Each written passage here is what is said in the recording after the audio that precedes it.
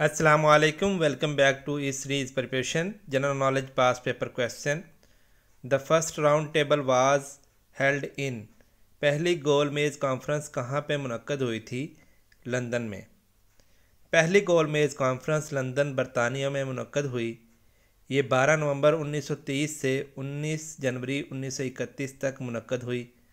Conference का एहतमाम बरतानवी हुकूमत ने किया था और इसका मकसद हिंदुस्तान की आइनी इस्तिलाहात और मुस्तकबिल की खुद मुख्तियार हुकूमत के लिए बातचीत और हल तलाश करना था।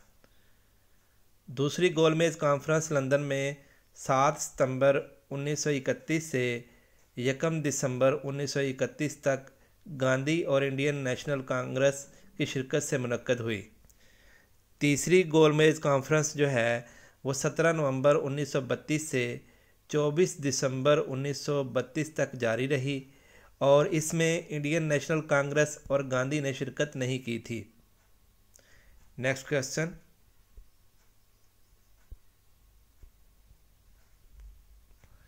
United nation organisation was founded इन।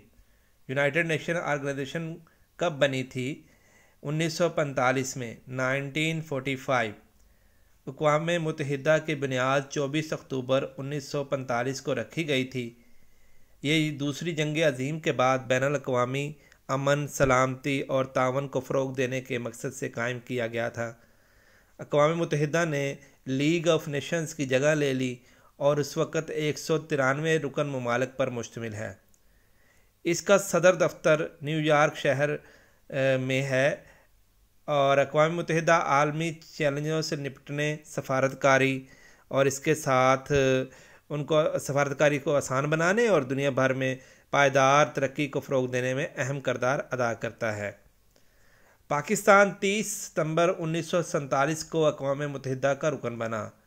पाकिस्तान 14 अगस्त 1947 को मार्ज़ वजूद में आया और उसके फ़ौरन बाद उसने अक़वाम मुत्तहिदा में रुकनीत के लिए दरख्वास्त दायर कर दी। पाकिस्तान का अक़वाम मुत्तहिदा में दाखिला उसकी आज़ादी के सिर्फ़ एक माह बाद हुआ और ये तब से एक रुकन रियासत है। अक़वाम मुत्तहिदा के रुकन के तौर पर पाकिस्तान मुख्तलिफ़ बैनुल अक़वामी फ़ोरम्स में शिरकत करता है, अमन मिशंस में अपना हिस्सा डालता है और आलमी सफारती कोशिशों में हिस्सा लेता है। Next question, human rights day is observed in. इंसानी हकूक़ का दिन कब मनाया जाता है? हर साल 10 दिसंबर को मनाया जाता है। ये उस दिन की याद में मनाया जाता है जब अक़वाम मुत्तहिदा की जनरल असम्बली ने 1948 में इंसानी हकूक़ के आलमी अलामिया को अपनाया था। इंसानी हकूक़ का दिन तमाम अफराद के लिए इंसानी हकूक़ के फ़रोग़ और तहफ़्फ़ुज़ की अहमियत की हामिल आलमी और याद दहानी के तौर पर काम करता है। इंसानी हकूक़ का दिन तमाम अफराद के लिए इंसानी हकूक़ के फ़रोग़ और तहफ़्फ़ुज़ की अहमियत की आलमी याद दहानी के तौर पर काम करता है।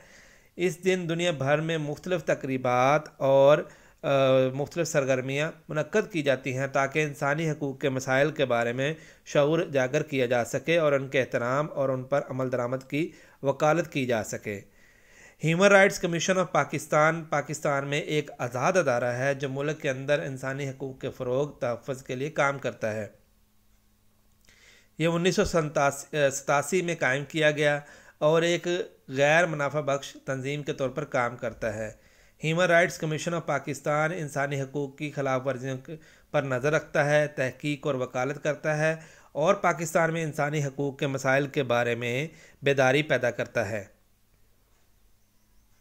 और human rights commission of Pakistan इंसानी हकूक़ के हवाले से पाकिस्तान में एहतसाब, इंसाफ और कानून की हुक्मरानी को फ़रोग़ देने में अहम किरदार अदा करता है। Next question, most widely spoken language in Pakistan is. Pakistan में सबसे ज़्यादा बोले जाने वाली ज़ुबान कौन सी है? पंजाबी। पंजाबी पाकिस्तान में सबसे ज़्यादा बोली जाने वाली ज़ुबान है।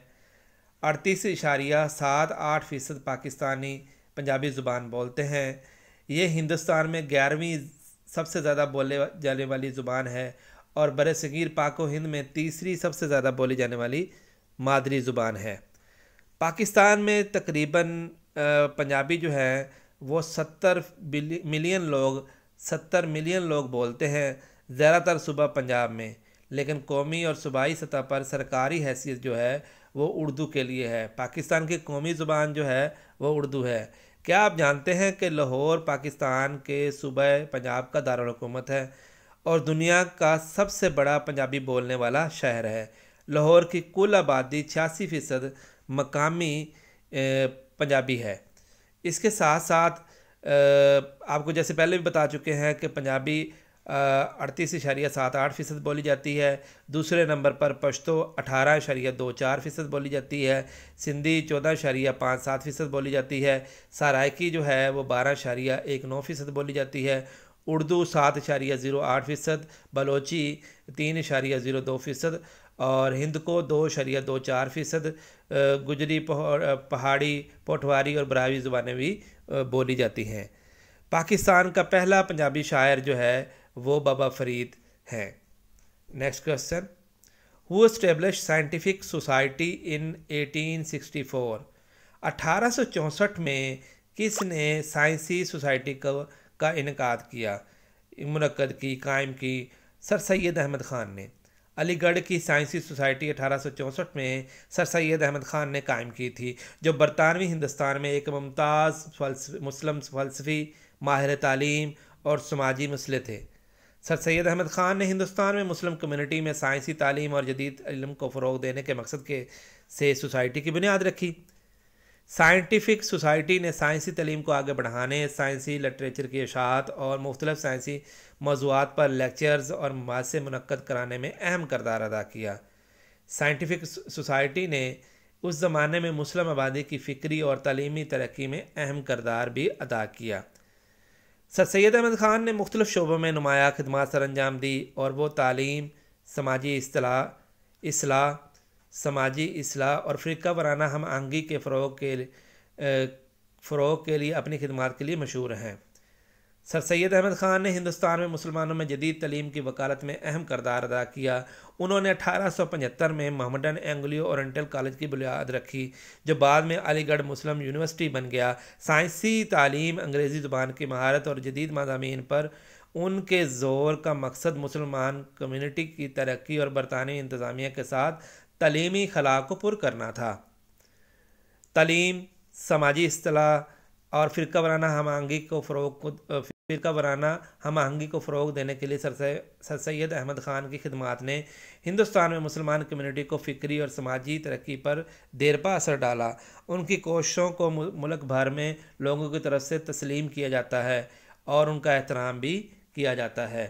ڈیئر اسٹوڈنٹ، اگر آپ کو ہماری یہ ویڈیو اچھی لگی ہے تو ان تمام اسٹوڈنٹ تک یہ ویڈیو پہنچائیں جو آل کمپٹیٹیو ایگزام کی تیاری کر رہے ہیں، جیسے کہ PPSC، FPSC، NTS اور اپ کمنگ آنے والے جو ایجوکیٹر کی جابز ہیں ان کے لیے یہ ویڈیو کافی کارآمد ثابت ہو سکتی ہے۔ اپنا خیال رکھیے۔ اللہ حافظ۔